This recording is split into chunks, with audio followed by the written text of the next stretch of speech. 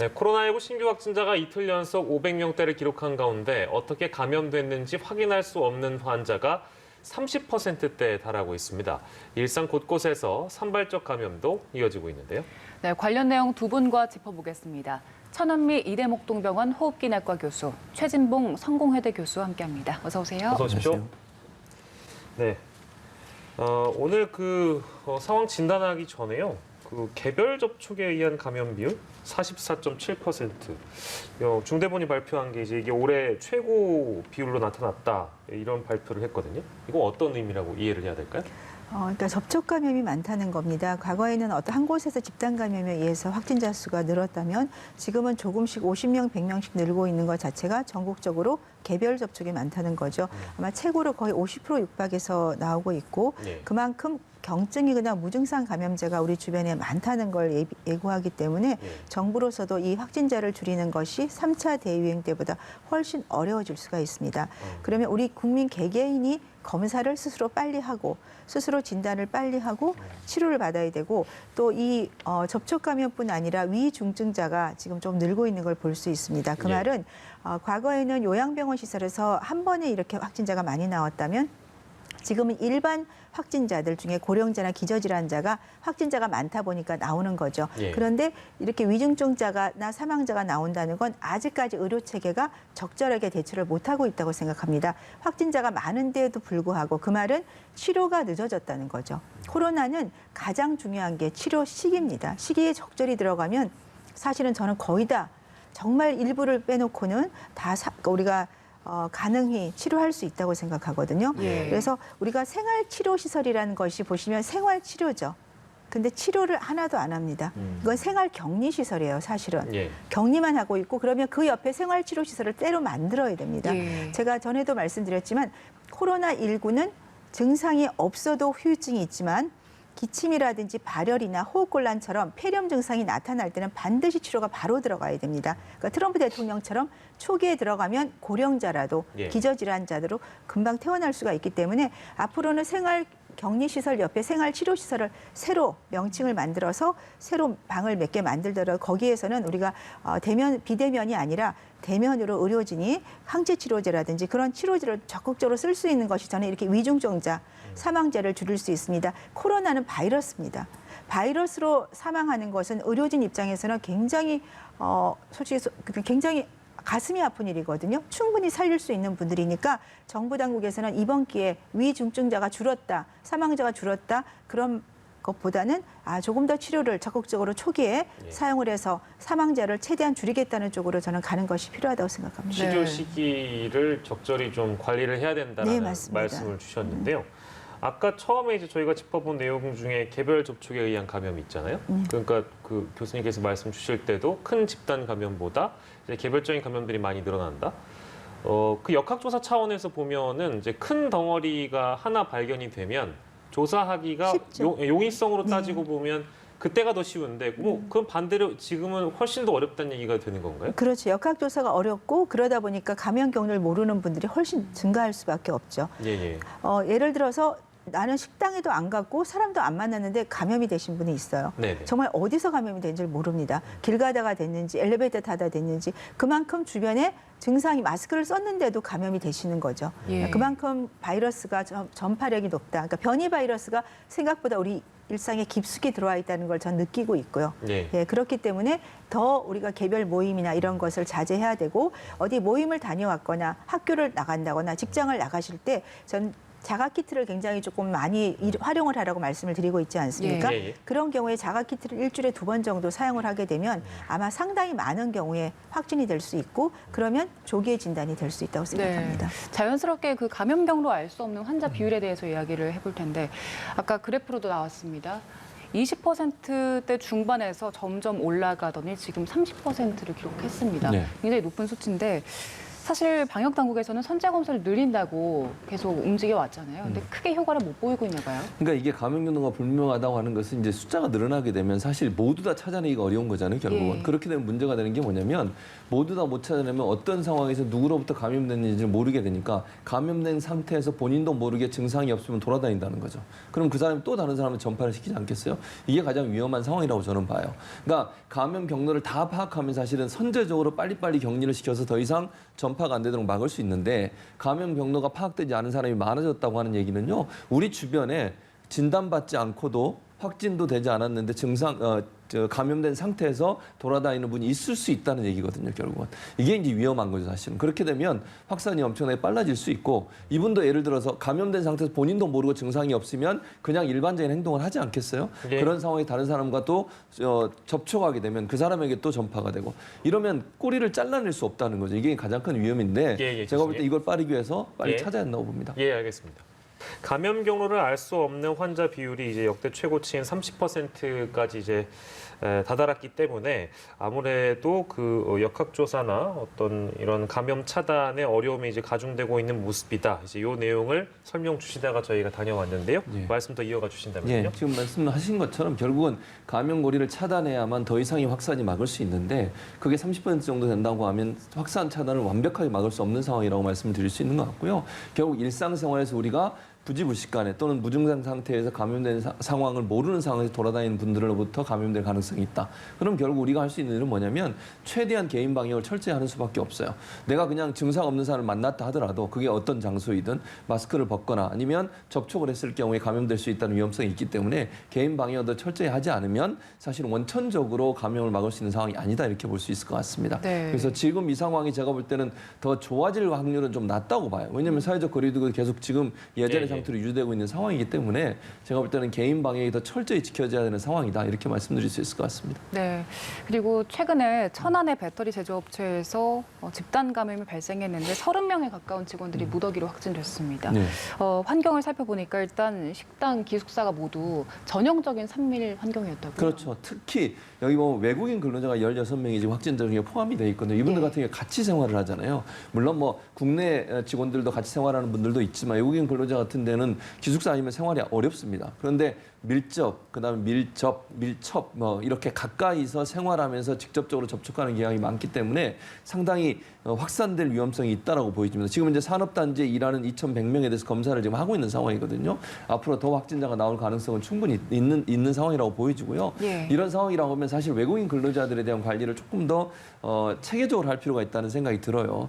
그러니까 이분들이 사실 그 우리나라에 들어와서 일하면서 인격적으로 제대로 대우받지 못하는 상황에서 일하는 경우도 많지 않습니까?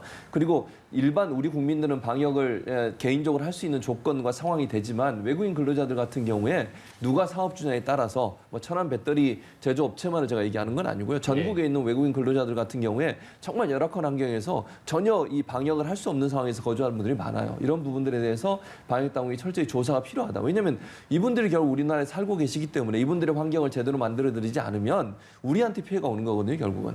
그런 차원에서 본다고 하면 외국인 근로자들의 생활 여건 자체를 점검해서 방역에 좀 사각지대가 생기지 않도록 하는 노력이 반드시 필요하다는 생각이 듭니다. 예, 뭐 요 내용은 사실 저희가 코로나 시국 이후에 굉장히 많은 사례로 접해봤는데 또 이런 사례가 나왔다는 점 굉장히 안타깝습니다. 산업공단 뭐 예를 들면 중소업체들, 뭐 기숙사가 있는 뭐 외국인 근로자들과 함께 생활하는 그런 시설들 첫 번째 사례는 아닌 것 같은데요. 아무튼 잘 대비를 해야 될 것 같고. 예방접종 관련해서, 백신 접종 관련해서요. 정부의 입장은 이렇습니다. 9월까지 전 국민의 70%인 3,600만 명에게 1차 접종 완료하겠다. 이렇게 해서 당초 11월 집단 면역을 앞당길 수도 있다. 이제 이런 가능성까지 언급을 했는데 이 발표 어떻게 좀 보셨습니까?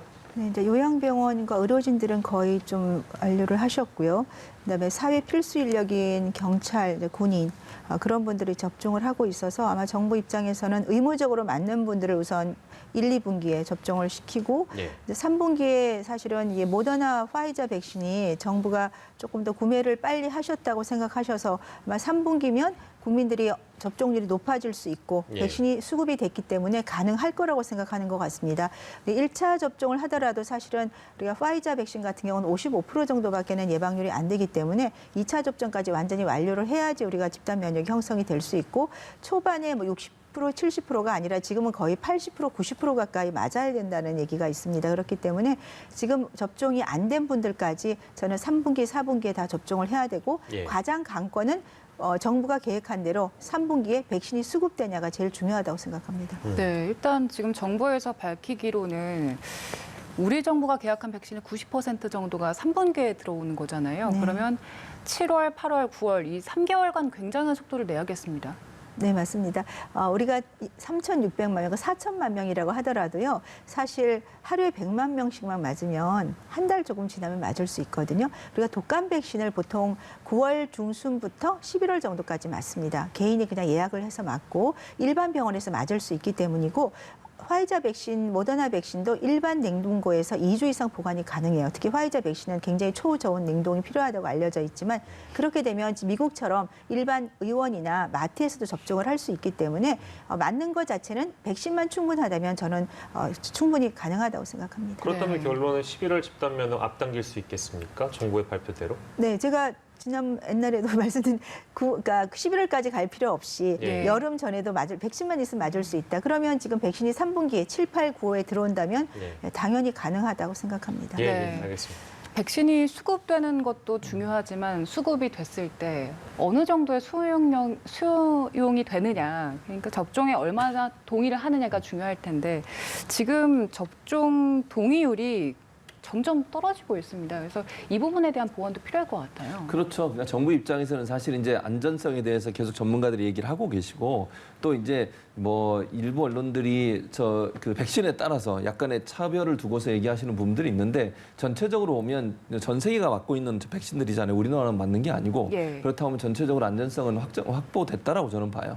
그런 차원이라고 하면 이런 부분들이 국민들에게 잘 홍보가 돼야 된다고 첫째 생각이 들고요. 두 번째는 이제 정부에서 그래서 이 수용성을 좀 높이기 위해서 여러 가지 생각들을 전략들을 세우고 있는 그 중에 하나가 뭐냐면 백신을 맞은 분들에 대해서는 혜택을 좀 드리는 거예요. 예컨대 자가격리를 해야 되는 경우가 생기지 않습니까? 밀접 접촉자로 구분이 되면 자가격리 해야 되고요. 또는 해외 여행을 가시거나 아니면 출장을 갔다 돌아오시면 자가격리를 해야 되는 상황 아니겠습니까? 예. 이걸 예를 들어서 접종을 하신 분들을 향해서 이걸 조금 예외로 해드린다거나 아니면 일반 분에서 다른 생활하시면서 불편함을 조금 좀 제거해드리는 그런 방법을 통해서 지금 수용성을 높이려는 전략을 세우고 있는데 외국 같은 경우도 이제 백신 맞았다는 증명서가 있으면 일정 부분 사회생활을 조금 더 편하게 사회생활을 할 수 있도록 하는 부분들도 고려하고 있는 건데 아마 이제 그런 부분들 격리 면제 검토라든지 아니면 백신을 맞으신 분들이 전자증명 예방접종 증명서를 갖고 있을 때 어디 출입할 때 좀 더 편리하게 사용할 수 있도록 하는 그런 부분들을 좀 검토하고 있는 것 같아요. 물론 이건 아직 확정된 건 아닙니다. 제가 말씀드리는 것은 홍남기 지금 국무총리 직무대행 이걸 아이디어 차원에서 얘기를 했고요. 정부가 검토하고 있는데 여기엔 찬반응이 좀 있는 것 같아요. 그래도 어쨌든 이런 부분들 또 전 세계적으로 지금 백신 여권이라고 하는 부분이 논의가 되고 있는 상황 아니겠습니까? 해외 여행이나 이런 부분에서도 일정 백신 접종자들에게 일정 부분 혜택을 드린다고 하면 수용성이 좀 더 높아질 수 있는 상황이 아닐까 이런 생각이 듭니다. 예. 네, 그리고 지금 백신 접종을 받고 있는 분들이 사회 필수 인력들이 많아서요. 이분들은 사실 의학적인 필요에 의해서가 아니라 사회적인 안전에 의한 필요 때문에 맞고 있잖아요. 그래서 이런 분들에게는 어느 정도 뭐 감사, 보상 같은 그 유도책이 조금 이루어져야 되지 않느냐 이런 지적들도 나오고 있더라고요. 그런 면도 있어요. 사실 우리가 필요하다고 하면 그것도 검토해 볼 수 있다고 저는 생각을 해요. 그러니까 필수 인력 같은 경우에는 본인이 원하든 원하지 않든 물론 그래도 끝까지 본인이 안 하겠다고 하면 뭐 안 할 수는 있지만 대부분은 다 사실은 의무적으로 맞아야 되는 거잖아요. 그러니까 사회 뭐 의료진이라든지 아니면 경찰, 군인 이런 분들처럼 정부에서 정말 필요한 일을 하는 분, 소방관 이런 분들 같은 경우에 뭐 강제라고 얘기할 수는 없지만 많은 부분 사회적인 여론이나 이런 부분 때문에 맞아야 되는 상황이 있다고 하면 이런 부분들에 대해서도 특별히 정부가 할 수 있는 어떤 혜택이 있다면 그런 혜택도 저는 주어진 게 필요하다고 생각을 해요. 일단 중요한 것은 본인이 예를 들어서 뭐 접종하고 나서 몸에 이상이 생겼을 때는 휴가를 충분히 갈 수 있도록 보장해 주는 문제라든지 그것도 예전에 논의가 됐었거든요. 휴가를 보장해 줘서 또 그런 분들이 휴가를 가는 것에 대해서 눈치 보지 않고 일할 수 있는 환경을 만들어 드려야 된다고 생각을 하고요. 그래서 이런 부분들은 정부가 앞으로 백신 접종을 높이기 위해서 다양한 형태로 접근해서 고민해 봐야 된다. 그러니까 외국의 사람 하나 좀 우리가 좀 가져와야 될 것 같고요. 그런 부분을 통해서 백신 접종이 높아져야 결국 우리 국민 모두가 집단면이 형성될 수 있는 상황이 되기 때문에 필수 인력들에 대해서는 또 다른 차원의 어떤 보상책들이 좀 준비되도록 하는 고민은 필요한 상황이라고 생각이 됩니다. 예, 검토 단계니까 확실히 좀 정해졌으면 좋겠고 이상 증상이라고 볼 수 있는 사례가 될지 모르겠습니다만 아스트라제네카를 맞은 30대 경찰관이신데요. 손발 저림 증상 이게 생겨서 병원에 입원을 했다고 전해지고 있습니다. 이 사례는 어떻게 봐야 될까요? 한 11일 날 이제 그 접종을 하셨고 30대니까 젊은 분이죠. 그러니까 발열 두통이 있다가 그다음에 조금 좋아졌다 다시 또 발생을 했어요. 발열 두통과 그다음에 손발 저림, 어지러움. 지금 이 증상을 보면 우리가 희귀혈전 때 보는 거하고 조금 다르긴 한데 분명히 예. 두통도 있고 어지러움도 있으시고 또 손발이 저리다고 하는 거는 어떤 내 척수 쪽에 염증이 생겨도 그럴 수 있고요. 또 다리가 부었고 손발이 부었다. 이거는 심장 쪽의 문제와도 그럴 수가 있어요. 그래서 저는 뇌혈전 가능성도 있지만 또 다리의 심부혈전 가능성도 있지만 이번에 척수염 그 사례가 있었고 원래 아스트라제네카 자체가 척수염이 있어요. 그 임상 연구에도 있고 영국에서 자료 발표한 거에 보면 한 3개월 동안 한 35건 이상의 척수염이 있습니다. 그래서 그런 증상이 아니거나 또 최근에 심근염, 심장에도 염증이 생기거든요. 그러니까 심근염 때도 이런 증상이 올 수 있어서 아마 검사를 해봐야 될 것 같습니다. 희귀 뇌혈전이라면은 분명히 항체가 나올 거고요. 지금 그렇지 않고 말씀드린 심근염이나 뇌 척수염이라면 또 거기에 맞게 염증 지표라든지 MRI 사진에서 결과가 나올 거고 정말로 이 백신 후에 인과관계가 있는지는 결과를 정확히 지켜봐야 될 거고 만일에 그 인과관계가 있다면 정부가 즉각적으로 치료와 조사에 대해서는 지원을 하는 것이 필요할 것 같습니다. 네, 그리고 지금 코로나 방역 조치와 관련해서 육군 훈련소에서 대한 이야기가 많이 나오고 있습니다. 세면이나 양치 그리고 화장실 가는 걸 제한하기도 하고 샤워조차도 제한을 한다고 하더라고요. 그래서 이게 너무 과도한 조치가 아니냐 이런 지적들 나오고 있는데 어떻게 보십니까? 과도한 조치죠. 저는 이런 일이 이 군내에서 이루어지고 있다고 하니까 상당히 좀 황당하고 당황스러웠어요, 사실은. 그러니까 너무 편의적이잖아요. 그러니까 예를 들면 이런 표현을 써볼게요. 훈련소를 운영하는 분이나 아니면 간부들 입장에서 그냥 운영을 편하게 하고 싶은 마음인 거예요. 그냥 막아놓으면 본인들은 편할 수 있죠. 근데 실제 당하는 분들은 어떡합니까, 그러면? 아니, 훈련소에 들어가서 제가 보니까 뭐 화장실도 예약제로 하고요. 예. 입소하고 5, 6일 차 돼서 첫 번째 양치를 했다고 그래요. 그리고 9일, 10일 돼서 샤워를 할 수 있고. 이게 말이 안 되잖아요, 지금. 아니, 지금 우리나라 밖에서 보세요. 밖에서도 운동시설 다 지금 하고 있습니다. 거리두기 하고, 시간 정해서. 그리고 다 하고 있잖아요, 환기하면서. 왜 그럼 여기는 못하는 거죠? 이게 저는요, 훈련병들이 사흘간 양치를 못하게, 세면을 못하게 했다. 관리할 땐 편하다고 제가 말씀을 드렸잖아요. 예. 그러나 그럼 그분들의 인권은 어떻게 합니까? 예. 그러니까 충분히 저는요, 할 수 있다고 봐요.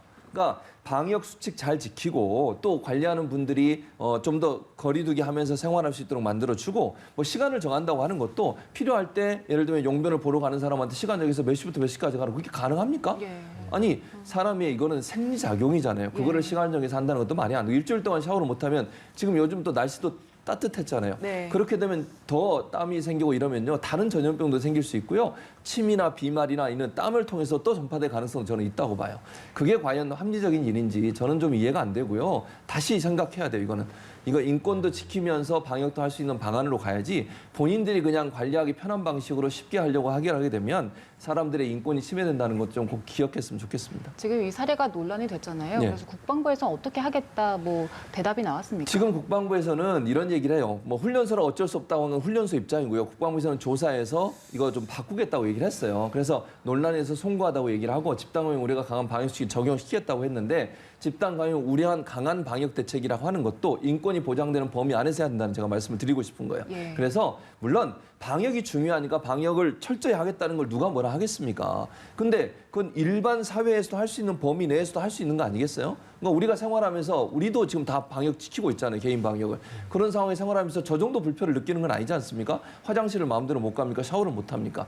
분리해서 하되 충분한 시간과 여유를 가지고 할 수 있도록 방안들은 저는 충분히 있다고 생각해요. 다만 관리하는 뭐 관리자라든지 간부들 입장에 좀 불편할 수 있죠. 본인들이 다 일일이 검사해야 되니까. 그건 본인들이 저는 해야 되는 일이라고 생각해요. 그런 차원으로 접근한다고 하면 제가 볼 때 국방부가 방역을 지키는 건 중요하지만 그 방역을 지키는 것 때문에 과도하게 인권권이 침해되는 문제는 해소하면서 해야 된다. 지금 사회에서 하는 정도의 범위 내에서 할 수 있도록 하는 방안들은 충분히 검토 가능하고요. 육군이 지금 저거 문제가 됐는데요. 실례로 언론 보도를 보면 해병대 훈련소 같은 경우 이거와 다르게 하고 있어요. 이틀째 바로 양치 가능하고 샤워도 할 수 있게 돼 있습니다. 그러니까 편의주의가 아니라 국민의 인권 그리고 방역 두 마리 토끼를 잡을 수 있는 방안을 꼭 찾아내야 한다고 생각합니다. 예. 이 어려운 상황에서 입대를 했는데 이런 일을 겪었다고 하면 누가 군대를 가고 싶겠습니까? 예, 저도 상식적으로 이해가 안 되는 내용이라고 생각이 들었고요. 오늘 코로나19 관련 내용은 여기까지 좀 듣도록 하겠습니다. 천은미 이대 목동병원 호흡기내과 교수, 최진봉 성공회대 교수와 함께했습니다. 고생하셨습니다.